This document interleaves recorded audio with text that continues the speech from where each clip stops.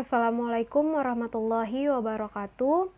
Perkenalkan, nama saya Suci Andini dengan NIM 2105111882. Saya merupakan mahasiswa pendidikan guru sekolah dasar kelas B PGSD 2021.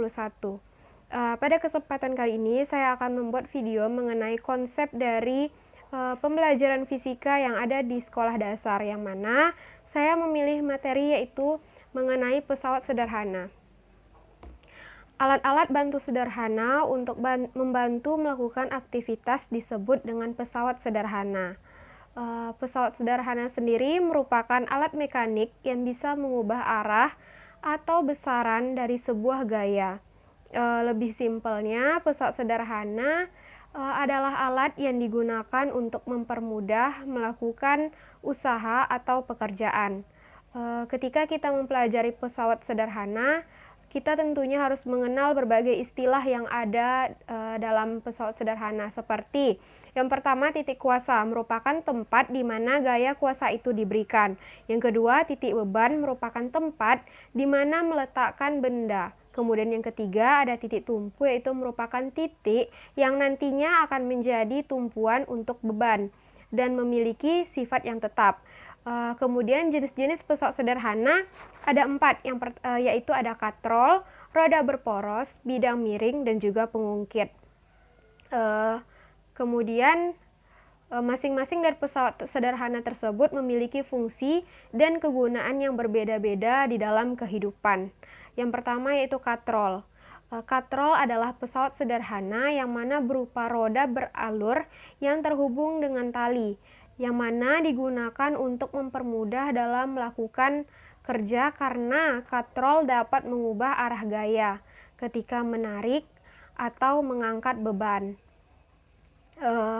Katrol sendiri memiliki berbagai jenis, yaitu katrol tetap, katrol bebas, dan juga katrol majemuk.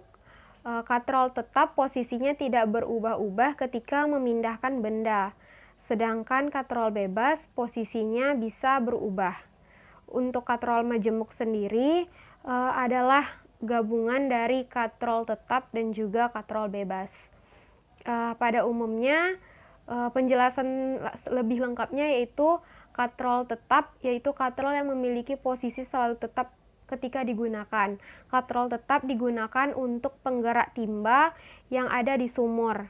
Keuntungan dari penggunaan katrol ini yaitu karena gaya kuasa memang sepenuhnya digunakan untuk menarik beban, sehingga F sama dengan W, jadi keuntungan mekanisnya 1.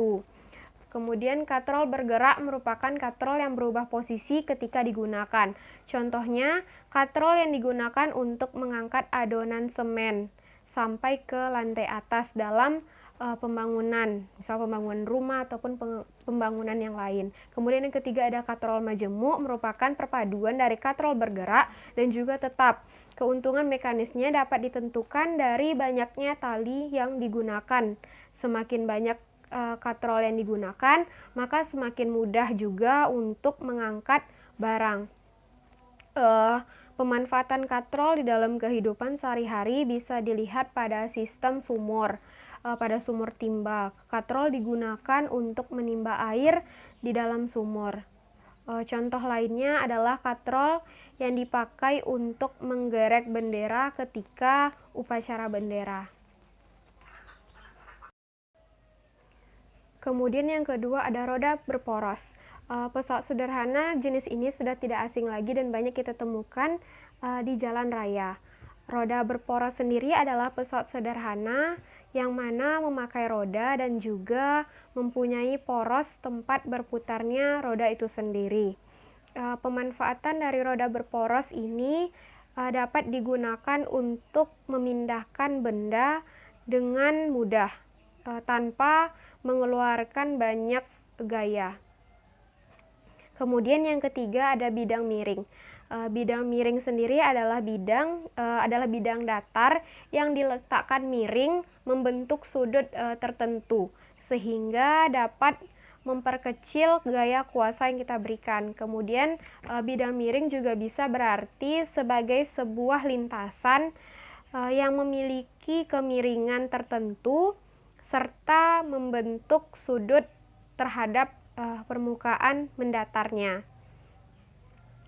Salah satu penerapan bidang miring adalah jalan di dataran tinggi yang dibuat berkelok-kelok. Alasan dari hal tersebut adalah untuk membuat lintasan menjadi landai dan juga tidak terlalu curam, agar penggunaan gaya tidaklah terlalu besar. Kemudian contoh sederhana lainnya adalah memotong sayuran dengan menggunakan pisau.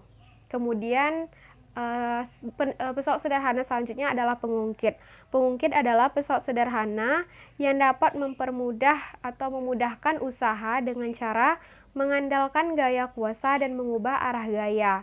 Pengungkit terdiri atas 3 jenis, yaitu jenis pertama yang titik tumpunya terletak di antara beban dan kuasa. Kemudian jenis kedua yang titik bebannya ada di antara kuasa dan tumpu, serta jenis ketiga yang titik kuasanya ada di antara beban dan juga tumpu. Pengungkit dibedakan lagi menjadi 3, yaitu pengungkit tingkat pertama, yaitu merupakan pengungkit yang memiliki titik tumpu berada di antara lengan kuasa dan juga lengan beban. Contoh dari pengungkit jenis pertama yang ini yaitu jungkat-jungkit, kemudian penggunaan gunting, linggis, dan juga masih banyak contoh yang lainnya. Kemudian pengungkit tingkat 2 merupakan pengungkit yang mana memiliki titik beban di antara titik kuasa dan juga titik tumpu.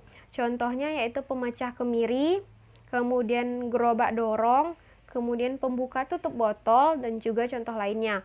Kemudian pengungkit jenis terakhir yaitu pengungkit tingkat 3 merupakan pengungkit yang memiliki titik kuasa di antara titik tumpu dan juga titik beban. Contohnya ada pada stapler, kemudian pinset, alat pancing, kemudian lengan ketika sedang memegang benda, dan lainnya. Contoh dari penggunaan pengungkit di kehidupan sehari-hari dapat juga kita jumpai di penggunaan sekop untuk mengangkat dan memindahkan pasir. Contoh sederhana lainnya adalah gunting yang digunakan untuk memotong kertas.